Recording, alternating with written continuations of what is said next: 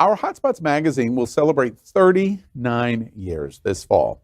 It has been documenting the LGBTQ plus lifestyle and is the inspiration of our Hotspots Queer Entertainment this week. And it's sponsored by the Broward Center for Performing Arts. In the LGBTQ plus community, we always make jokes about size matters. Well, when it comes to the Broward Center, size does matter. The Broward Center is the destination of choice for LGBTQ plus South Florida for spectacular entertainment in a large variety of performance venues. Broward Center ranks among the top 10 most visited theaters in the entire world, presenting more than 700 performances a year to more than 700,000 patrons. And Broward Center supports one of the world's largest gay communities, right here in Fort Lauderdale, Broward County, but really all over South Florida. They support the LGBTQ plus community and our nonprofits unlike any theater in South Florida. And we are excited to tell you about upcoming shows. And did you know that surveys show that the LGBTQ plus community participates in live theater performances 2.5 times more often than our straight counterparts? And that's why they are the sponsor of Hotspots Queer Entertainment this week. And it's this.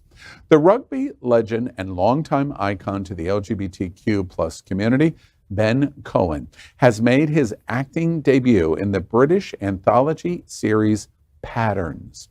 The series rather ingeniously captures Cohen as himself, or rather as a poster of himself that comes to life to share words of advice to a closeted teen who idolizes him.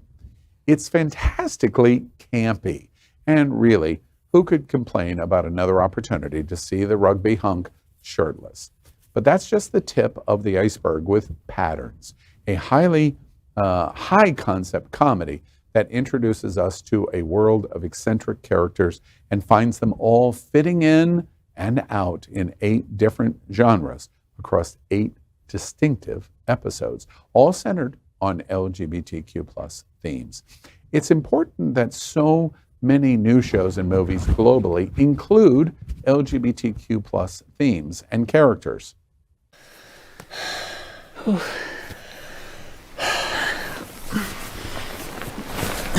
I need to go back to work. Nino must be wondering what's happened to me. He has texted me like 4 times. I'm sure he knows exactly what's happened to you. Well, maybe that's true, but I still need to go. Don't worry, I'll be back.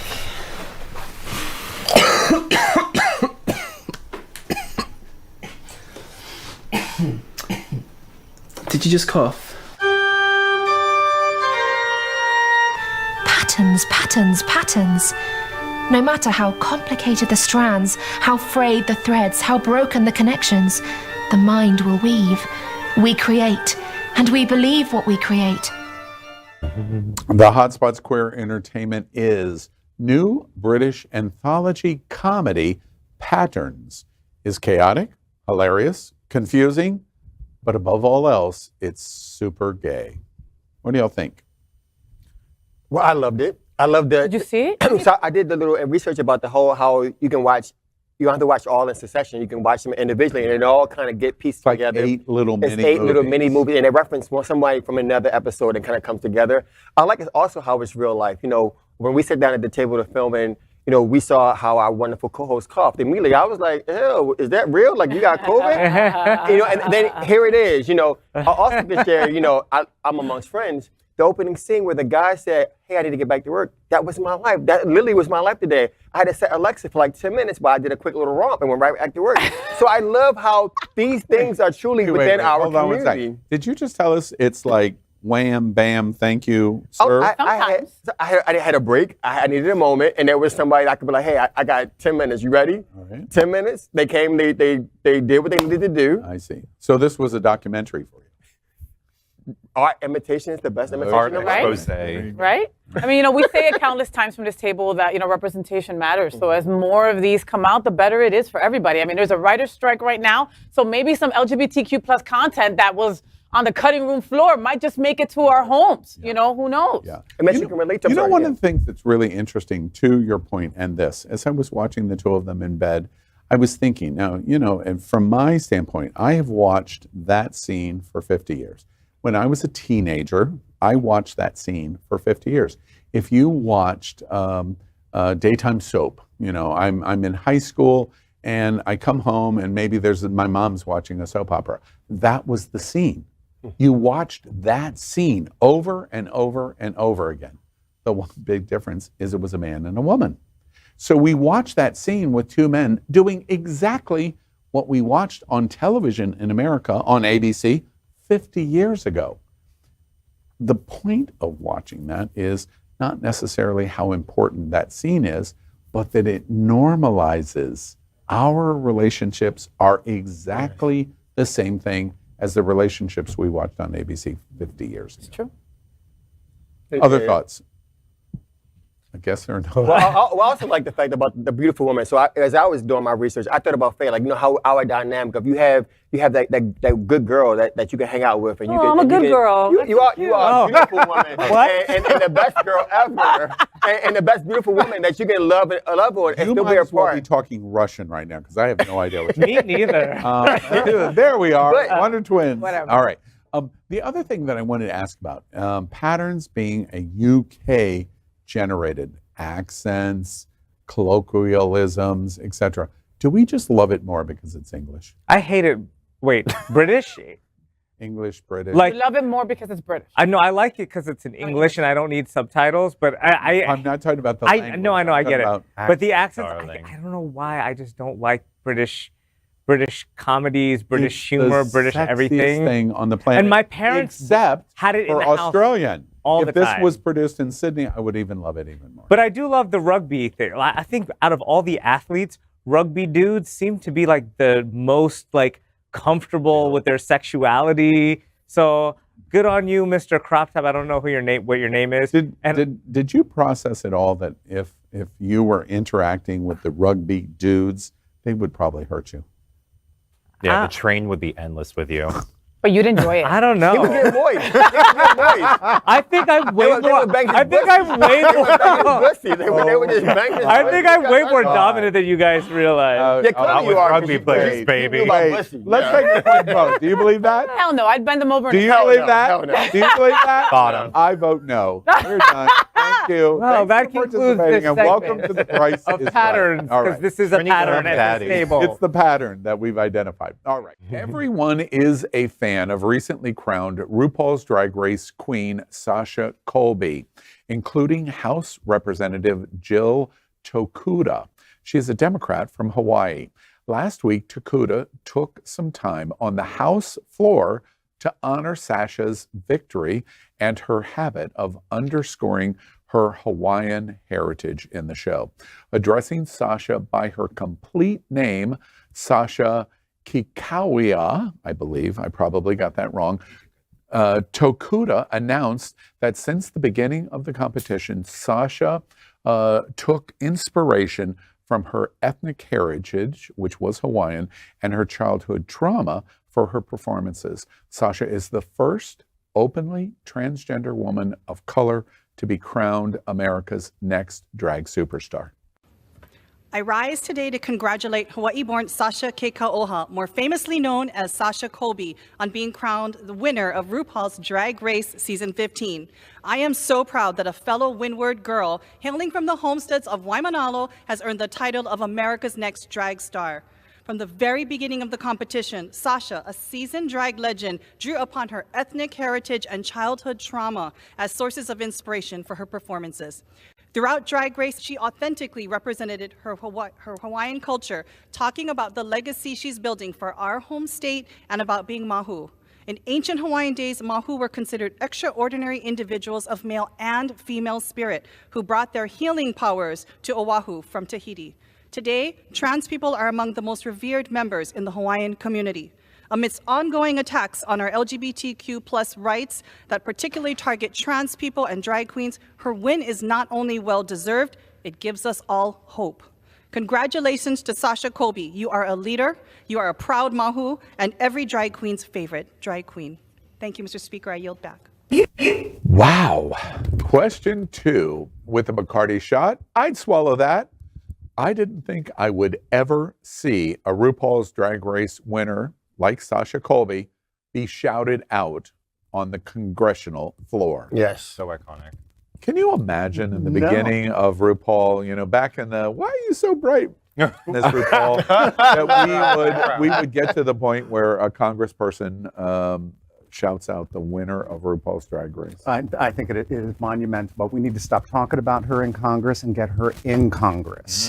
Have her on that floor. She could represent Hawaii. That Takuta can move over. She could do motions for death drops. Motions for, how long have Oh, you we been would working all on start that watching joke? C-SPAN. You know, there's an experiment going on of that, of having a trans person on a state floor, and it's going on in Montana, and not going great. Yeah. Not going Why great. didn't you drink? Well, Because this was an inevitability. What's it? that's what I thought too. Yeah. All right, Dr. Yeah. Who. I'm not surprised. No. Oh, that's I'm surprised it took that long. Well, are you surprised? Wait, are you surprised that it was a trans drag superstar? Because it could have been. No, I'm from not my surprised about state, any of it. I take the shot because I'm surprised. Now, wait, I've got to get in my ability to cash in. I worked with RuPaul's Drag Race. Did you? Oh, wow. We actually had no idea. Tell us more. Yeah. Yeah, I've never heard about that, actually. And well, let me tell you. You with a bright light. We've got about 40 minutes. All right, sit back. The reason it's surprising is because first, unlike the attacks that we see today on drag was like a very niche kind of thing, mostly for our community. And when it started on Logo, it was a gay, men's-driven product. Now, all of that's changed. White, straight women are probably the top audience for RuPaul's Drag Race. There's great support for drag. But remember, at the beginning of RuPaul's Drag Race, no trans. RuPaul was very clear, no. It breaks the illusion if it's not a man being a woman in drag. And so therefore it can't be trans. She breaks it. And as a person of color, being trans, she breaks so many barriers. And the recognition, the reason I take the shot is the recognition on the floor of the House.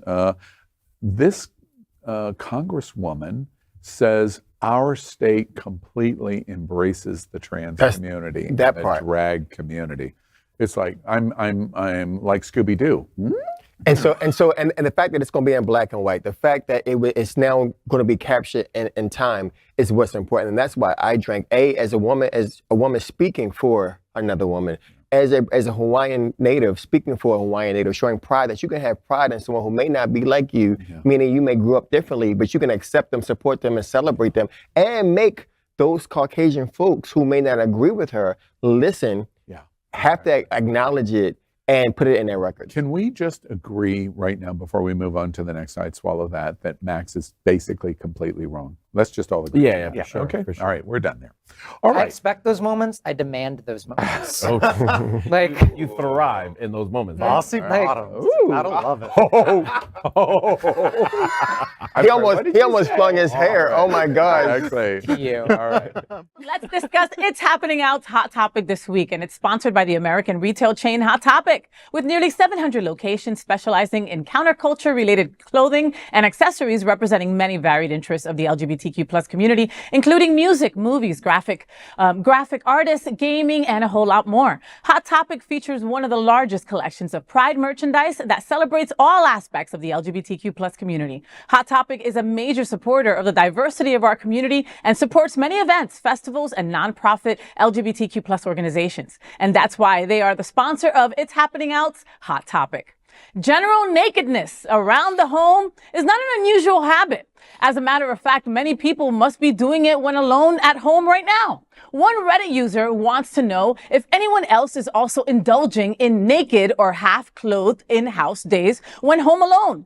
Apart from the user, needless to say, Reddit gay users jumped on this post on our LGBT. The long thread of comments revealed interesting thoughts. Some Redditors said it is weird for people not to have a space in their life where being in the natural state nudity is acceptable and people should be comfortable in their own home.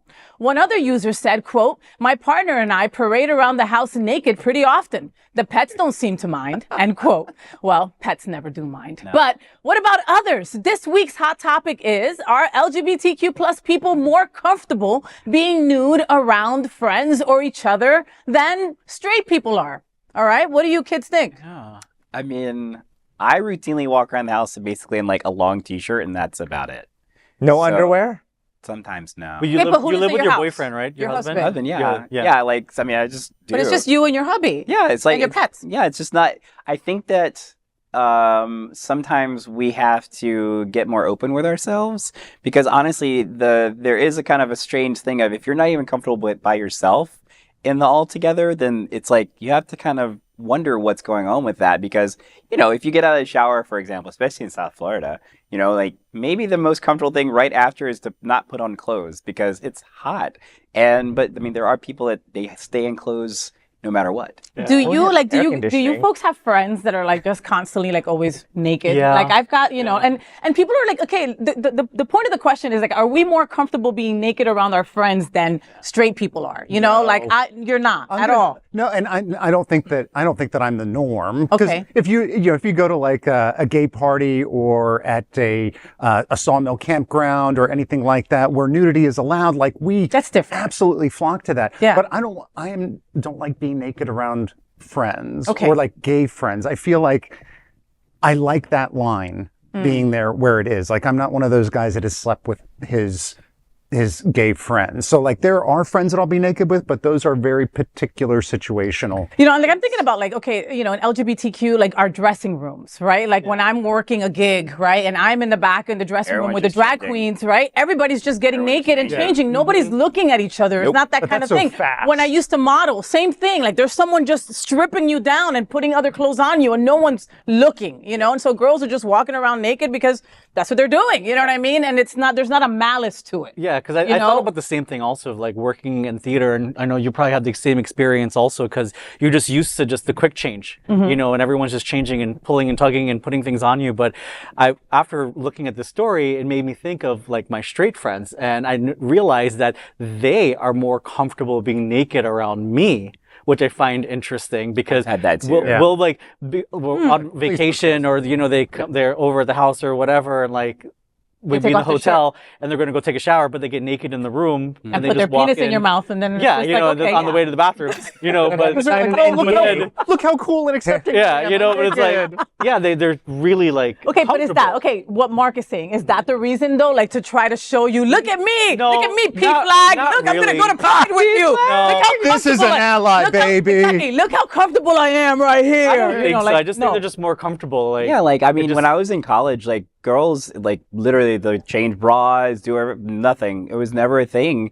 And it was really funny because I had this one friend, she had a nice bosom, right? And like the guys on my floor, because I lived in a mixed gender building, they were like asking me like, what do they look like? Right, because they were all like, I was always upstairs, so like every guy was asking me about every girl. Is Thelma as big as Louise? Because it would, like the girls would just be like, whatever, identical twins. Literally, like they just didn't care, and so it is. I think that it always comes back down to like comfort level, right? Like how comfortable do you feel around a person, just in general? I don't think it's really like a gay or straight thing. I think it's literally just how comfortable you are around certain people. But I think it is a gay and a straight thing though, Auntie, because I think like you said, you know, like all growing up in college and stuff like that, I had my gay boys and I had my bestie and whatever, and it was like not even a thought in your mind to change in front of them. But because you were comfortable and you were safe. Yeah, we do it here in the studio, like when we're changing between shows, like if someone's randomly just like getting naked and it's not anything, we're not like looking at each other, we're just changing for the next scene, looking. You know? So I actually, that's kind of where I'm going with it.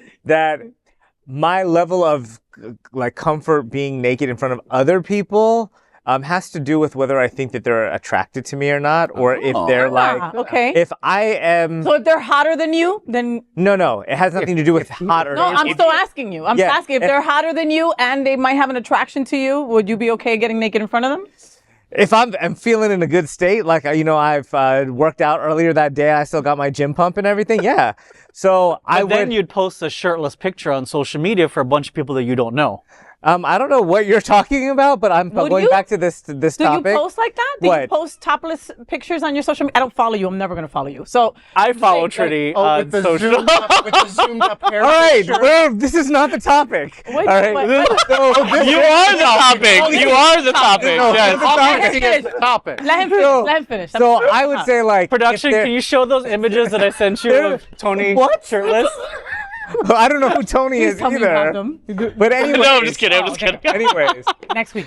so yeah, if I think that, particularly with gay friends, right? There's some gay friends that are just like your bros, and then there are other gay friends that are like either ones that you have hooked up with at some point, or that there is still like maybe an attraction going on, you know? So if I feel like that there is somebody that I have hooked up with, and there's definitely no more like attraction, I can be, you know, get naked and change or whatever in front of them. If there is attraction between both of us, I still can do that. Okay. But if there's somebody that I feel it's like a one-sided thing where they're like kind of into you maybe a little bit, then I'm definitely like Maria Von Trapp when I'm around that. Because I just don't want to invite any kind of weirdness between us. But that makes sense. And also with girls too, because there are sometimes a lot of girls that like, if they're into you in a certain way, because there's a lot of girls that love gay men, and they're gonna be like wanting to look, and just how Faith be looking at people when they're changing and stuff. Sometimes they'll look at people too, and so like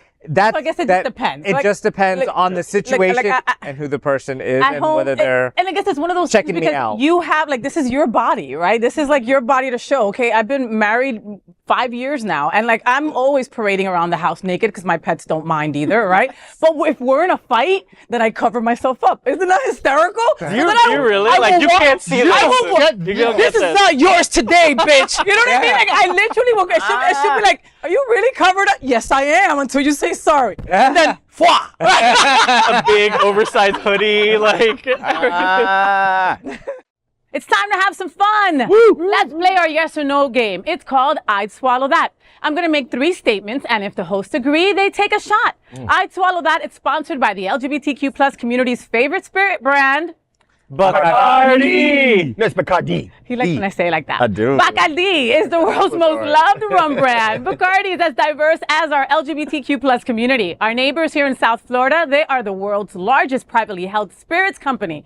Bacardi is also a legacy name in their support of the LGBTQ plus community with sponsorships, pride embracements, and deep and passionate support of our LGBTQ plus charities and causes. And that's why tonight it's happening out. I'd Swallow That with our favorite rum drink, Bacardi. All right, folks, are we ready? Yeah, ready. All right, vamos. Gay wolves.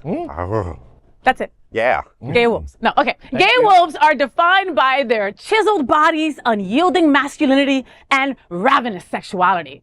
There's a reason wolves are considered apex predators, but in the gay animal kingdom, they only prey on the consensual hearts that lust after them. Gay wolves embody shameless manhood and desire.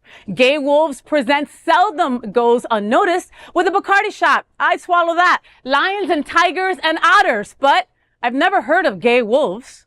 Yeah, same. No, I've Never heard of them. No, I've actually heard of it's them. like we're trying to make fetch happen. Like, No. relax. Like, you're gay. Like, wolves are just gay guys. They're chiseled men. They're just hot gay guys. Yeah. They're hot That's gay it. guys. I mean, they sound like vampires. Why don't you call yourself a vampire? You're out there in the queerty. No, but that's skinny and pale. It was like, no, but they were like, you're nocturnal, seeking out things that you want, and you'll get it. Yeah, bitch. Pretty much that part, My right? understanding of gay wolves was actually the preconceived notion of silver fox. They were these silver-haired, great, salt and peppered, skinnier, slightly chiseled, hairy men. So, they were the, older otters of the time, and they didn't really have a term for that. And that's what Older otters. older otters. Okay. But, a silver fox, meh. That's canonically used by straight women primarily. So wolves were used a lot in the early 2000s. And Wow, really? So this is not like a new thing? So, okay. No, it's not at all. Okay. Not at all. And I actually know folks within the leather community who identify as wolves. Not just within like kink and critter type where, I do know folks who even embody the wolf spirit, but folks who identify wolves and so in their play and their mannerism and how they act, so there's many animals out here in the world that people, I will share a secret. Last show you shared a secret. So growing up, my family looked at me and because of my mannerisms mannerisms and how I act, they called me Tiger. So my nickname is Tiger throughout my entire family because I was a crazy animal who jumped over everything. El tigre. Yeah. He looks like a Dominican tigre, right? So literally they had to tie a rope around my waist and tie me to the front door. So I wouldn't just go pray in front of The story took a turn. Wow. Mannerisms, so it goes beyond a chisel body. It goes into your mannerisms and how you live and how you go about your life and your lifestyle. That's cool. Okay, so I'm sorry, go Cal. No, so I said this wasn't born out of like Wolverine because going back to the guy with the white tank top on, like he looks like Wolverine from like the Marvel movie. So I thought for me, because I didn't know it had existed prior, I've always heard the term, but I thought it was something that was mimicking like the Marvel character. Wow, okay, but it wasn't. I was looking it up like not too long ago because my friend. Because you were thinking maybe you're a wolf? No, my friend is a wolf. Okay. But I thought that that's what he would be because he's not really like a bear, but I guess that's the closest thing he had. Okay. So then I was trying to look up what I am, but I have no idea if there's like a term for. Okay, so let's explore that a second. Let's explore it. All right, so we have bears, right? I've heard of cubs. Yes. I've heard of otters. Yes. Oh my. Right? There are tigers. What else? There's tigers. There's a whole bunch of critters. Are there lions? There are lions. What? There's a whole bunch of critters? Yeah, so there's ponies. Pups, there are ponies, cats, pups, kittens. Ponies, pup, kittens, and so it depends. Not necessarily as you mentioned, not always about body style, but mannerisms and how you go about your play. When you walk into the club, what do you feel about yourself? What do you show about yourself? And so there are folks who when they put on kitten items, they feel stronger. They feel more seen. They feel more empowered. But I think this article or whatever, this segment taken from this Gritty article was only suggesting that these type of men and body style, body style, right? And but it was more personality wise. They get what they want. They go after. They're assertive. They get their shit. So it's sure it's kind of it's part personality, but mannerism is a little different. I like where this is going though, where depending on how you act or how you want to respond to something, you can identify as an animal. That's something different. This I feel is a little more generic. I feel like that this is not substantial as like what Elimination say, right? Like I want this to go deeper because I'm sure wolf means a lot more than this. But do you all identify with any of these terms? So I'm like you. When I read the article, I was like, they're really not. They gave us a line about how the kink community, like leather, it was like leather. Wolves is both in leather. But yeah, so I will be honest.